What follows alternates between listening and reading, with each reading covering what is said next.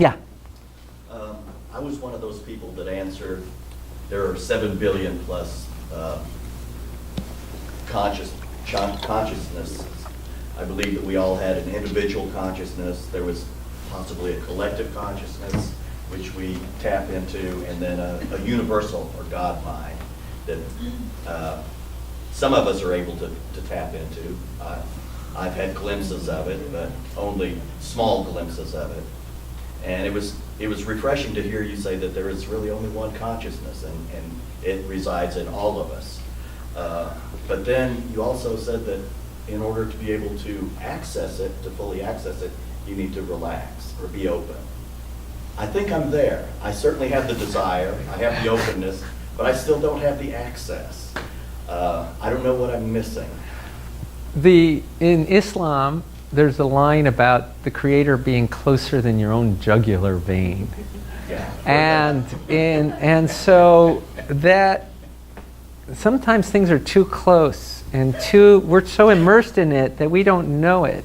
But you know, the great mystical traditions, one of the things I did was when I arrived at this conclusion that the source is one, which I arrived from personal experience. I had moments where it was like a past life regression only to know life that I've ever lived, to an experience without being in a body, a place beyond space and time. And the way I know that exists is I've been there, and I believe you've been there. And the problem is that sometimes it happens in a flash.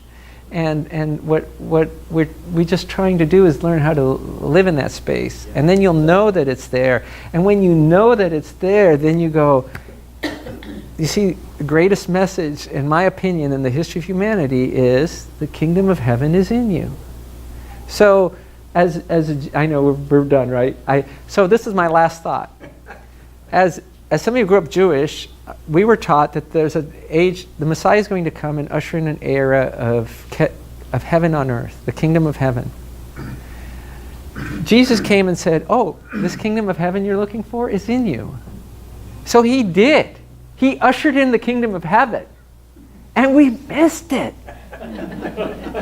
So what if we're living in the kingdom of heaven and we missed it? That's a funny, funny joke. So the kingdom of heaven is where the divine dwells. And he's saying it dwells in you and in me as in all things. And all the mystics have said it. The Tao exists in everything. If the Gospel of Thomas says, you know, cut a piece of wood and you will find me there. There's no place where I am not. So the issue is the issue, and no offense, Alliance people, but we're cerebral about something that is gut and blood and heart and body. And it's like, let's step out of that. It's fun to talk about. I love talking about this stuff. I love the intellectual pursuit, but I know that the reason I love it is because there's an experience that transcends that thought, and that's where I want to live.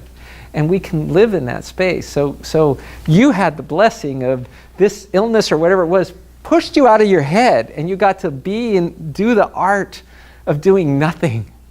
Well, the interesting thing was, I mean, I wasn't paying my bills. I wasn't meeting with clients. I wasn't doing anything, and I don't live on a fat cushion. It's like, Yeah. this can't work very long.